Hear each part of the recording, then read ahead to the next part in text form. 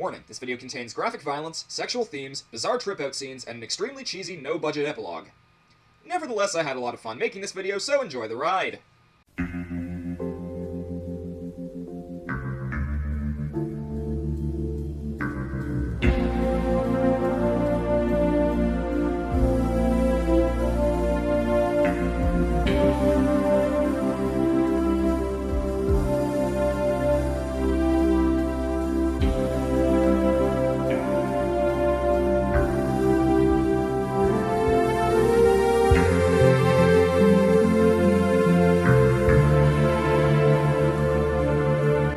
David Lynch's Twin Peaks is among my favorite television series of all time. A show even older than I am, the fact that I'm even making a video about such a series is a testament to its staying power.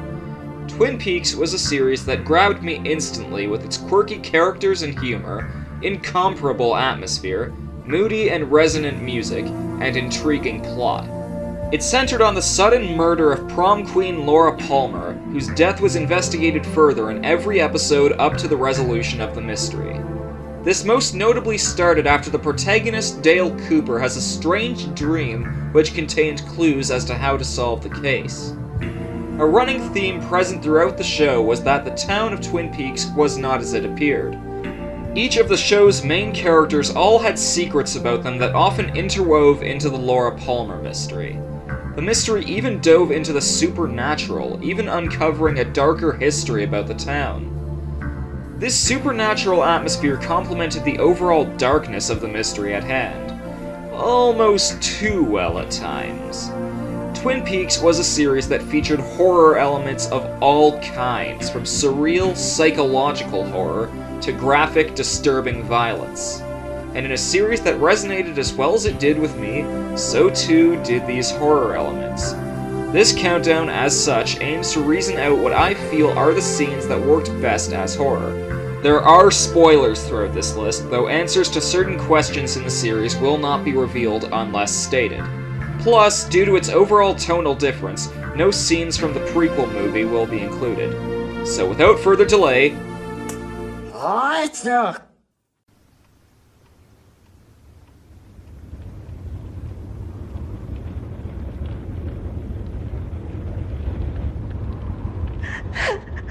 The entity known as Killer Bob is an evil that haunts Twin Peaks, a presence that feeds off feelings of fear and despair.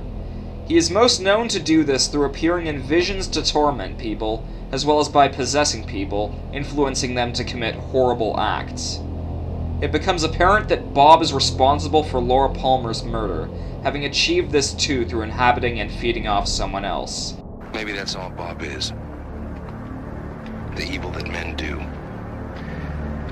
Maybe it doesn't matter what we call it. This next scene is among the many times we get to see Bob do something creepy. After being given a cryptic message by both a being of the same kind as Bob and by a mysterious major, Cooper sees this in a dream sequence. The owls are not what they seem. The owls are not what they seem.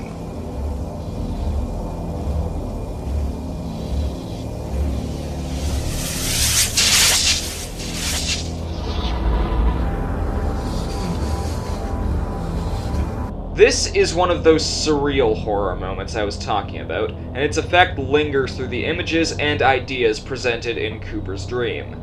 Bob looks and even kind of sounds like a feral animal in this sequence. Secondly, and more importantly, however, is the message itself.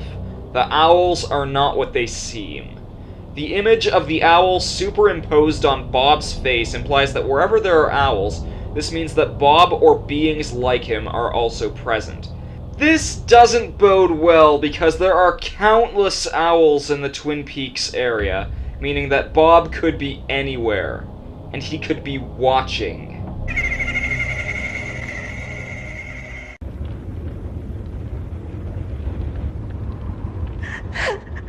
After the Laura Palmer mystery was forcibly solved due to executive interference, the plot of Twin Peaks continued through one of the show's growing subplots. A scheme against Agent Cooper was introduced through his old partner from the FBI, named Wyndham Earle. Earl went psychotically insane after murdering his wife, whom Cooper had an affair with. Earl often did strange, socially deviant things for the sake of doing them, resulting in a character that proved extremely unsettling due to the sheer degree his sanity fell. One of the most macabre yet unexplained things he does is as follows. In the penultimate episode of the series, Earl discovers that his lackey Leo Johnson has betrayed him by freeing one of his captives. We see that Earl's face has somehow become chalk white and his teeth black as charcoal. Though bizarre on its own, it dives deep into the realm of disturbing when he reveals his anger that Johnson betrayed him. As Earl holds a mysterious bag, he makes a grotesque face like something out of The Exorcist, practically a mark of death on Johnson after we find out that Earl's bag contained poisonous spiders. As a whole, Wyndham Earl was creepy to watch due to how utterly unpredictable and insane he was. If you go out in the woods today, stay the hell away from isolated cabins.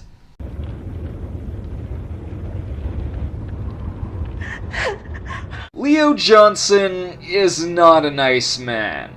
A drug pusher and a wife-beater, Johnson was also with Laura Palmer the night she was murdered under dubious circumstances. Also a compliant in a plot to burn down the town's sawmill, he is assassinated while in a rage against his wife Shelley's lover, and spends most of Season 2 mentally and physically disabled. Vicious. He ends up being abused for several episodes by Shelley and her lover Bobby while in a coma, but we knew this would only make him a living time bomb before going on another rampage. It was just a matter of when. And when he finally wakes up, the result is like something out of a slasher flick. Shelley. That face alone is probably why people are so afraid of clowns. Eat your heart out. This scene carries over into the next episode, where we see that Leo has gone full-on axe crazy and out to kill Shelley all over again. The shots and acting in this scene are what make it so terrifying.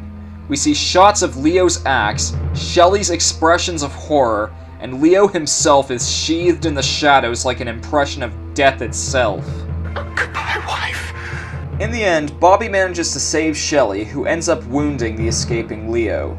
The build-up to Leo's rampage over time was fantastic, and when the time finally arrived for Leo to wake up, it turned out to be just horrific in execution. Leo doesn't even look like he's thinking during all of this, as if he's acting only on primal instinct.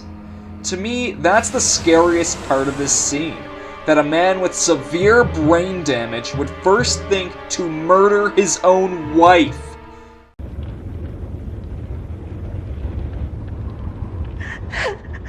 As touched upon earlier, one of the main subplots of Twin Peaks was a plot to destroy the town's sawmill and ruin its owner, Josie Packard. This subplot is often seen as one of the show's low points, with Josie being a weak character, and the plot arguably getting more tedious after the show recovered from the Laura Palmer mystery's ending. The payoff to this subplot is that Josie is ultimately blackmailed into ceasing power over the mill due to her dark past, and is ultimately sent to be reunited with her ex-lover and mentor, Thomas Eckert, whom she promptly murders after a quick meeting. Agent Cooper and Sheriff Truman, Josie's current boyfriend, are sent to investigate this, and after Josie spills the beans, she spontaneously drops dead. Knowing that there's a demonic killer floating about Twin Peaks at this point, this kind of situation is not good. Josie's spontaneous death is already unsettling enough, but it gets worse when Bob himself appears to add insult to injury.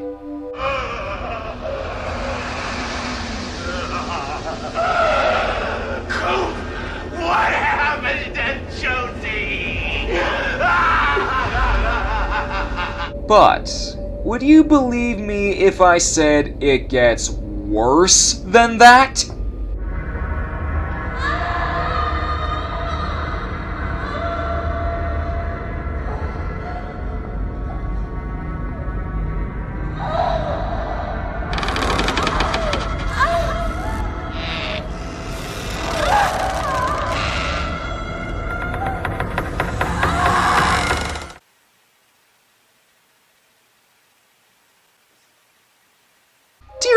god, what the hell did happen?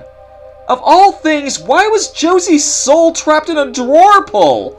Is it because it's somewhere that Josie would be trapped, with only Bob knowing where she is so he can feed off her suffering? Well, at this point, you aren't thinking about that.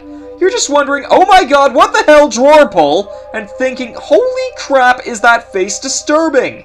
I mean, the fact that it's early CGI makes it all the more unnerving due to how unnatural it takes form. Ultimately, Josie's death ended the Mill subplot, doing so in a way that only punished her more for all the suffering she went through. And to think this isn't even the most surreal part of the show.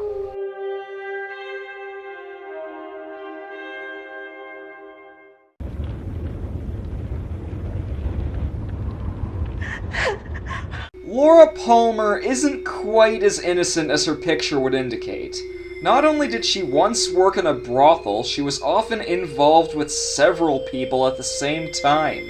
One of these men was an agoraphobic gardener named Harold Smith, to whom Laura entrusted her secret diary. When searching for clues about Laura's murder, Laura's friend Donna also happens to find Harold. Harold becomes attached to Donna as well, and so when Donna betrays his trust by having Laura's cousin Maddie steal the diary, Harold flips. Are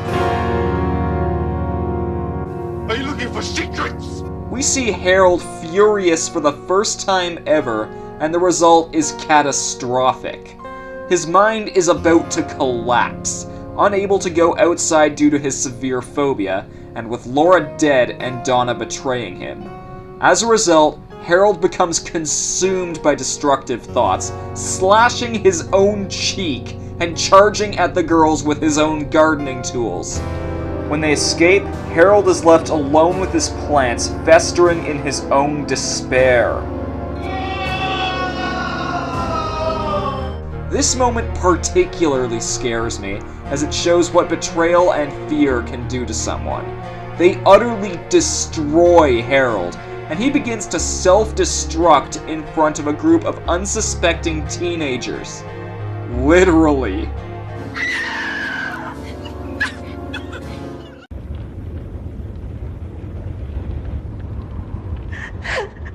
In the series finale of Twin Peaks, Agent Cooper goes to save his girlfriend Annie from Wyndham Earl, who has taken her to the mythical Black Lodge in order to exact his revenge on Cooper.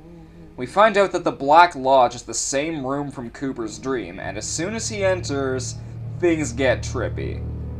We're immediately introduced to a host of spirits, including the ghost of Laura Palmer and the little man from Cooper's dream. This all seems harmless enough, until...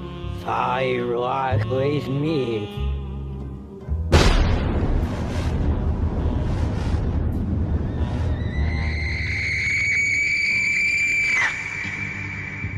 Cooper starts encountering demonic doppelgangers of people he knows. This gets really creepy as we see not Laura screaming like a teenage banshee, Annie covered in blood, and then we see Wyndham Earl himself.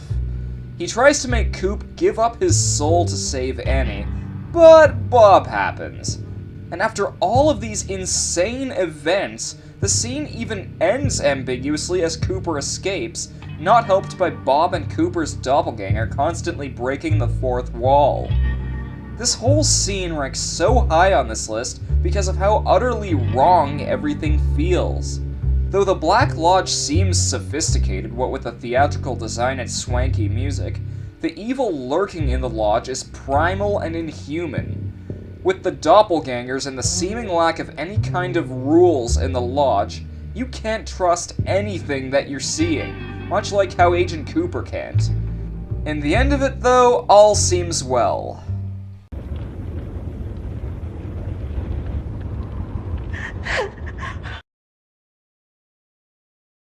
After Cooper and Annie make it out of the Black Lodge, we see Coop awake in bed the next day. Annie. How's Annie? You know, I kinda like a good happy ending. Wait. I need to brush my teeth. The episode's not over? What?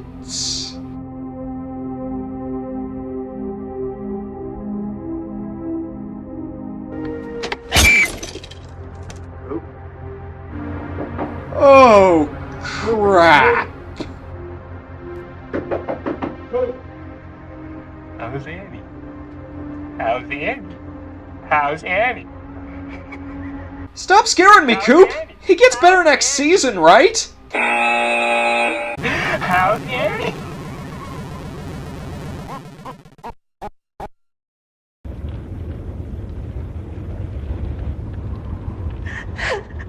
This scene is a serious case of mood whiplash. At first, in a random scene, we see Maddie, Donna, and Donna's boyfriend James recording a song together. This scene plays out all romantic and lovey-dovey until this.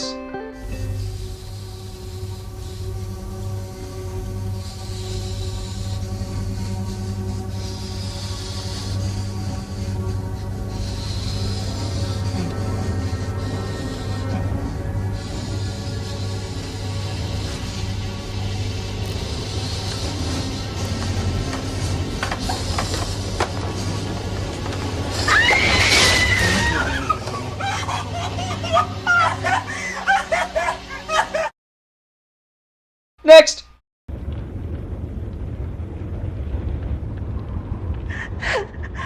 Dreams are never a good thing in Twin Peaks.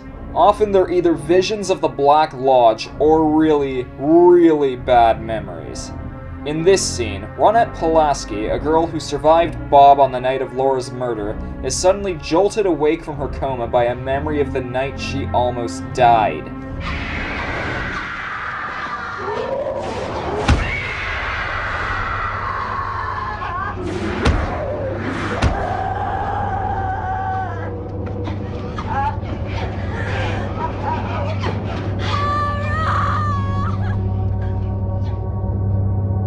A graphic depiction of murder on live television. I think the scene speaks for itself. We see Bob committing Laura's murder.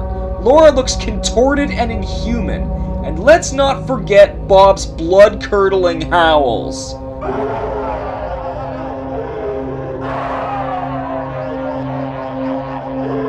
This scene was grim and nightmarish enough.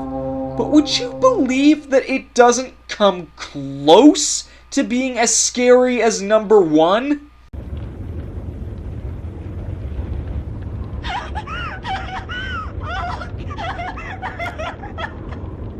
The top rank on this countdown is the scene where we discover who truly killed Laura Palmer, the man that Bob possessed in order to carry the act out. The identity of the killer himself is enough to warrant this scene being number 1. However, this scene is made even worse as we discover who the killer is as he commits another murder.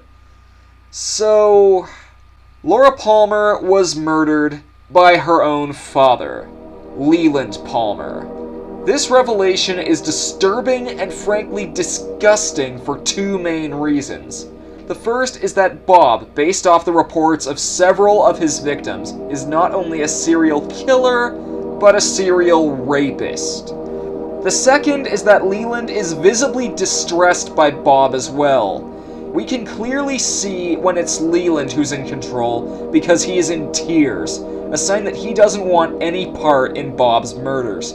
Which makes this scene even more traumatic for Leland, as now he's being forced to murder his own niece. While all of the other main characters are busy, Leland drugs his wife and looks in a mirror, calm and snappily dressed. We finally discover who the killer is as Bob looks back at Leland in the mirror. The shock of this reveal is only worsened when Leland slips on a pair of gloves and Maddie steps downstairs. And we know she's doomed. Leland charges at Maddie, eventually catching her and beginning to beat her to a bloody pulp.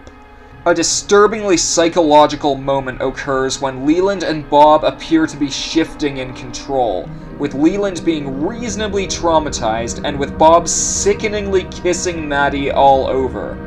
Ultimately, Bob takes full control. Leland says, you're going back to Missoula, Montana!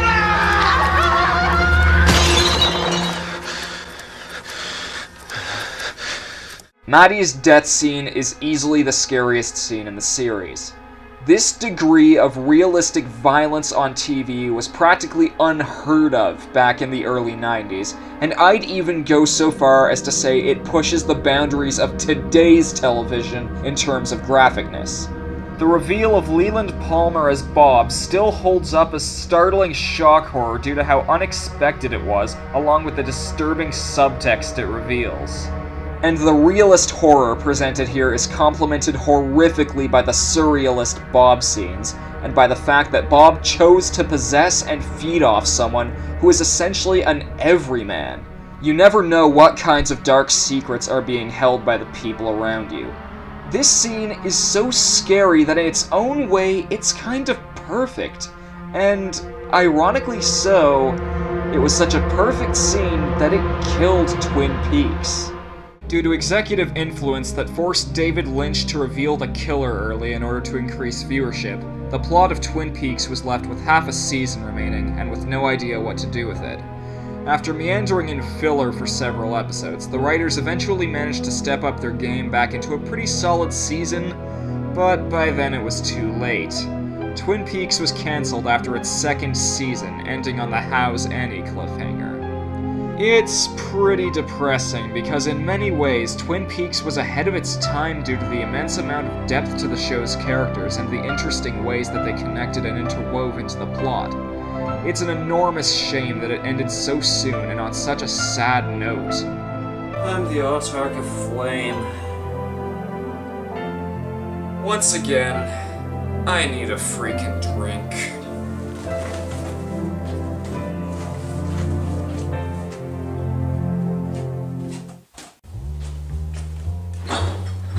Beer! Hey! Take off those goddamn earmuffs! You asshole!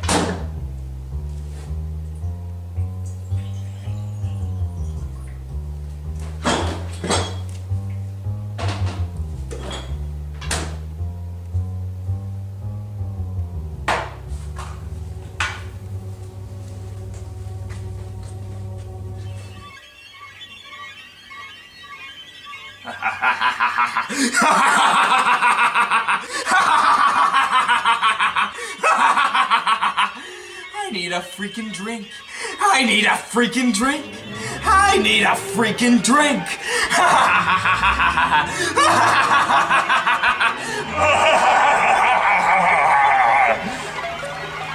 Trapped inside your own mind. If it weren't so pathetic, it would be poetic.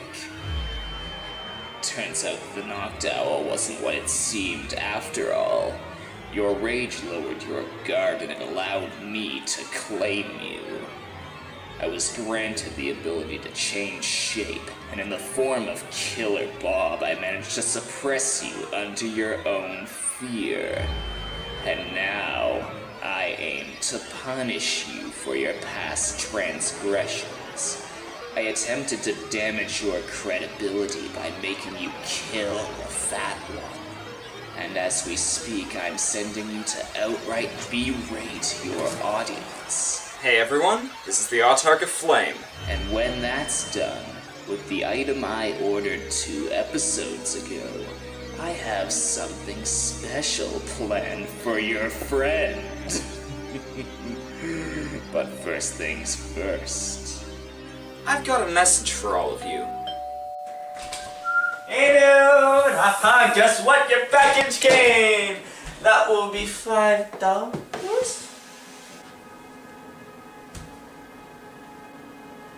What the? Oh crap. You know, his head will make an excellent prop for your grand reveal to your audience. Then you shall truly know the vengeance of— Oh, shut up! I do all the talking here!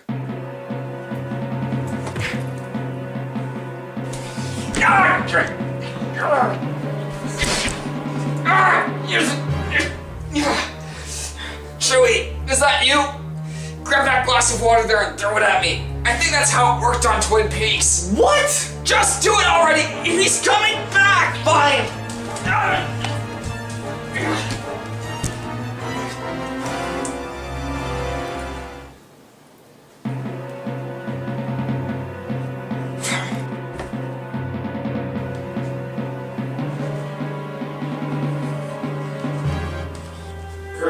it's talking, is it? Aw. This better at work.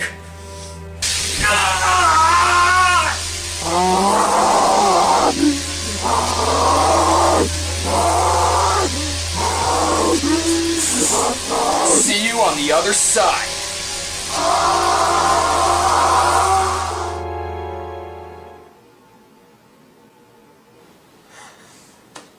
Chewie, don't ever do that again! Don't mention it.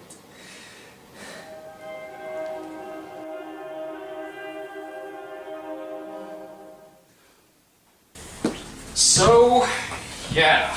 The thing that possessed me was a demon that looked like Bob from Twin Peaks. Wait. Hold up.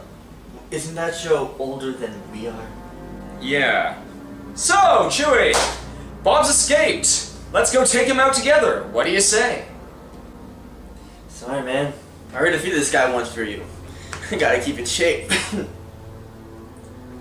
But you know what? The weapon you ordered just came in. You wanna take a look at it? I could get used to this.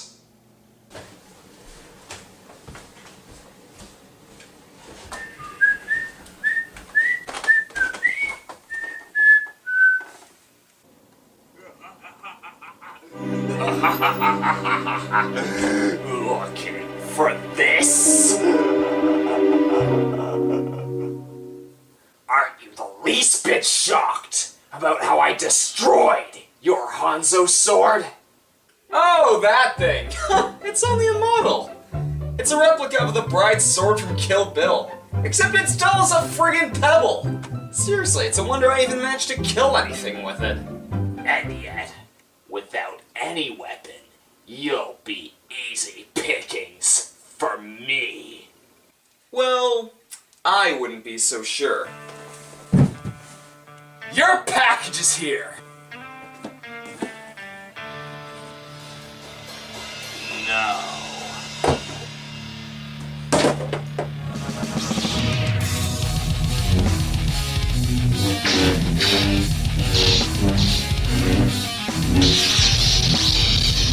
Kid!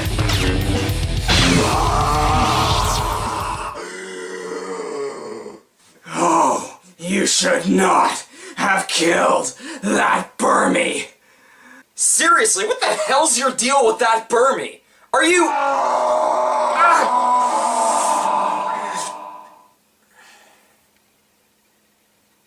No way. All this time, I was possessed by a f***ing bland fish.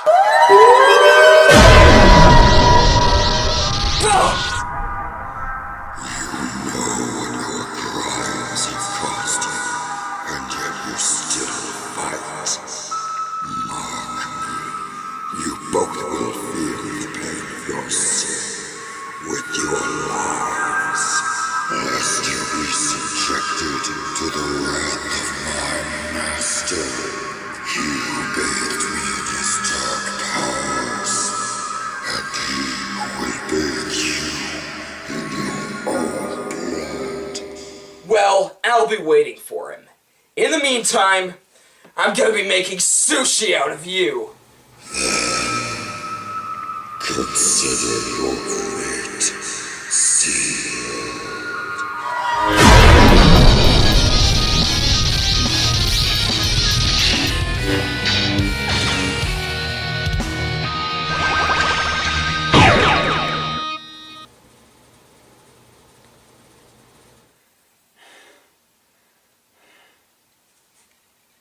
Bring it on.